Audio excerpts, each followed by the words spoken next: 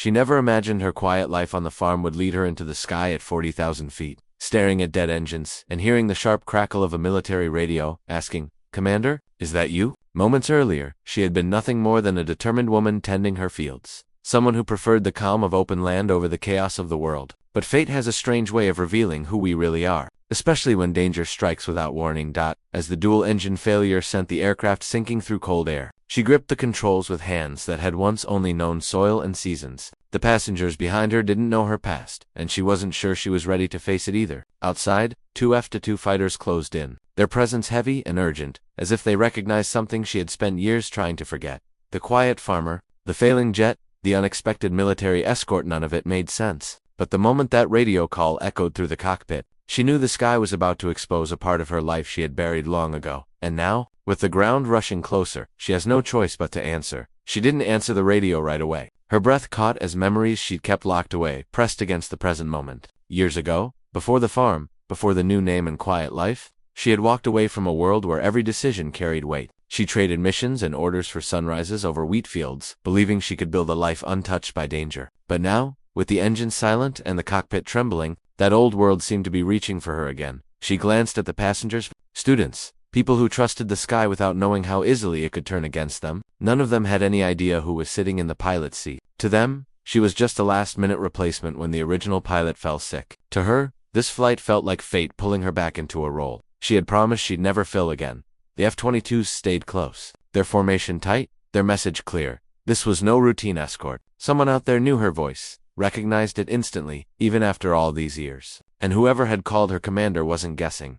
The jet continued to drop, the fighters matched every movement, and in the shrinking silence, the past kept getting louder. She forced her hands to steady as she guided the powerless aircraft through thinning clouds. Every instinct she thought she had buried came rushing back, sharper than ever. It wasn't just the dual-engine failure or the F-22s closing in. It was the uneasy feeling that this entire situation had been set in motion long before she stepped into the cockpit. Someone knew she would be here today. Someone wanted her in the air. Down the aisle, a man in seat 14A kept glancing toward the cockpit door, his movements too controlled, too aware. He had boarded late, carrying nothing but a small notebook he never let go of. She caught the reflection of his eyes in the overhead mirror. He wasn't panicking like the others. If anything, he was watching her, as though confirming a suspicion. Outside, the fighters shifted position, one sliding beneath the plane, the other rising higher. It was a protective formation, or a containment one. She couldn't tell which. A faint electrical buzz pulsed through the cockpit, and the backup instruments flickered. Someone was trying to reach her again, but not through standard channels. The voice came through distorted, almost like a whisper buried inside static. "Commander, you were never supposed to disappear." Her pulse spiked. The jet kept falling, and every unanswered question tightened around her like a closing net. The altitude dropped faster now, alarms blinking in sharp red flashes across the dim cockpit. She pressed every restart sequence she knew, but the engines stayed dead, like something or someone had shut them down from the inside. The strange signal kept pulsing through the radio, a low hum that felt more like a warning than a message. She didn't answer. She couldn't, not until she understood who was pulling the strings. The man in 14A finally stood, steadying himself against the shaking cabin. Passengers shouted for him to sit down, but his focus never shifted. He moved slowly toward the cockpit, each step deliberate, as if turbulence meant nothing to him. She watched him through the narrow reflection on the instrument panel, her grip tightening on the controls. He wasn't rushing. He was approaching like someone who had waited a long time for this moment. Outside, the F-22s suddenly repositioned again, one angling toward her wing, the other dropping under the fuselage as if preparing for a drastic maneuver. Their urgency was unmistakable now. They weren't escorting her.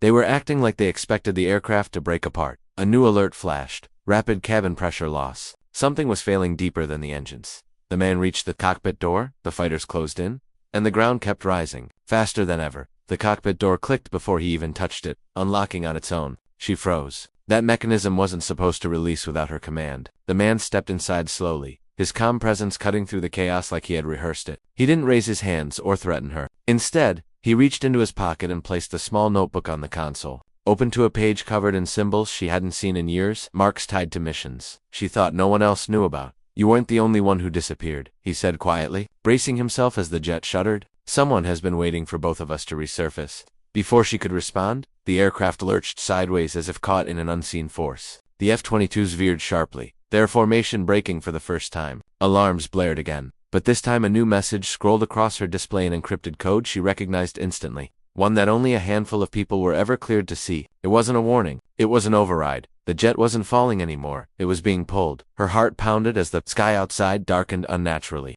clouds twisting into a shape that made no sense at this altitude. The man beside her looked out the window, his voice barely a whisper. They found us. The jet stopped falling so suddenly that every passenger screamed as gravity snapped back into place. She gripped the controls, but the aircraft no longer responded to her touch. It was flying itself, guided by the encrypted override she never thought she'd see again. The twisted clouds ahead opened like a tunnel, revealing a faint glow, and for a moment she felt that same old instinct she once relied on during missions. Trust nothing but the truth in front of you. The man from 14A steadied himself, flipping to another page in his notebook. This one showed coordinates she instantly recognized. They were the same coordinates she had destroyed years ago, the ones tied to the cooperation that ended her career and forced her into hiding. She turned to him, the realization hitting hard. You triggered this, she said. I had to, he replied softly. The engine failure, the signal, the fighters, they weren't meant to hurt us. They were meant to bring you back. The light ahead brightened, and the aircraft leveled out on its own, engines roaring back to life like nothing had happened. The F-22s fell into perfect escort again, no longer aggressive, almost respectful. For the first time she spoke into the radio.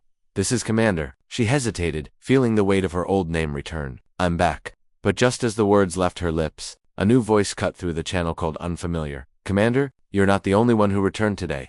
The unfamiliar voice on the radio sent a chill through her, but she forced herself to stay steady. For the first time since the engines died, she felt the aircraft truly under her control again. The strange pull vanished, the glow in the clouds faded, and the sky returned to normal. Whatever force had intervened was gone. Only the open air and the steady hum of restored engines remained. She cleared her throat and spoke calmly, letting confidence return to her voice. Identify yourself. There was only silence in response, followed by a soft click as the signal disconnected. Whoever it was, they wanted her to know they were out there but not close enough to confront. Not yet. The man from 14 closed his notebook and offered a tired smile. At least now you know the truth. You were never forgotten. She exhaled slowly, feeling the weight of years lift from her shoulders. The F-22s escorted them safely until the airport lights appeared below, then broke away without a word. As the wheels touched down, applause rose from the passengers who had no idea how close they'd come to disaster. She didn't return to her old life, and she didn't stay hidden either. Instead, she chose something in between: quiet strength, open skies, and the promise that if danger ever rose again, she wouldn't run from it. Some people are born to lead, even when they try to walk away, and in the end, the sky always calls them back.